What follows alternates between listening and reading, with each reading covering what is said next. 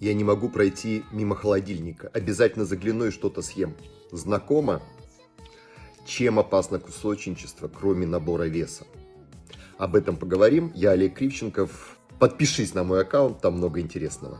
Итак, дело в том, что иногда причиной этого кусочничества бывают эмоции или какие-то чувства непрожитые. И мы поступаем привычным способом, пытаемся это заесть. Опасно это тем, что с этими эмоциями приходится жить и не работать.